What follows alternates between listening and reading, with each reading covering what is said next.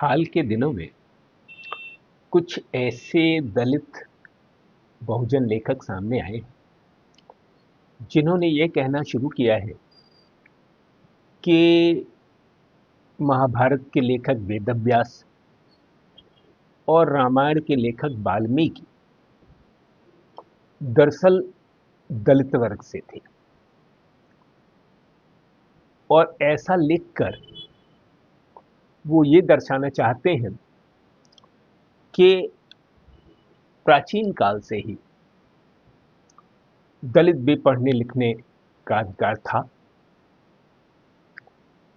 और उसने महाग्रंथ तक लिखे। लेकिन ऐसे करने वाले दलित लेखक ज़्यादातर वो हैं जो दिल्ली या नागपुर में छोटे बड़े सिंहासनों पर आरूढ़ है, सत्ता की थोड़ी बहुत मलाई उनको मिल रही है और वरना 21वीं सदी में लिखने वाला कोई लेखक,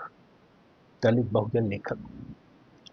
यह कैसे मान सकता है, यह तर्क नहीं करेगा कि कोई भी दलित लेखक ऐसी किताब क्यों लिखेगा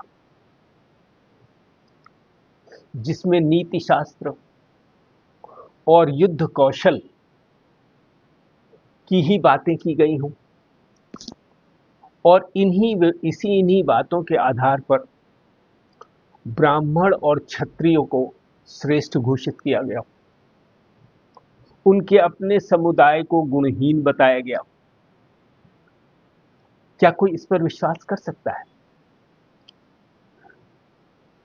जब मनुस्मृति में इस बात का प्रावधान, और हम देख भी सकते हैं कि अंग्रेजों के भारत में आने से पहले शिक्षा व्यवस्था के दरवाजे इस देश में सबके लिए नहीं थे, खास तौर पर शूद्रों अतिशूद्रों के लिए। यही कारण है कि उत्पादन प्रणालियों के बारे में कोई पुस्तक हमें नहीं मिलती और वैदिक साहित्य में भी उत्पादन प्रणाली, किस तरह की तकनीक कृषि में जो इस्तेमाल की जाती थी, वो उनके बारे में, अन्न उपजाने के बारे में, मौसम विज्ञान के बारे में चीजें नहीं मिलती। तो ऐसे में हम सबको ये बात हमारे सामने स्पष्ट होनी चाहिए और तर्क रखना चाहिए कि कतई ये लोग दलित नहीं रहे और उन्हें दलितों को लिखने पढ़ने का अधिकार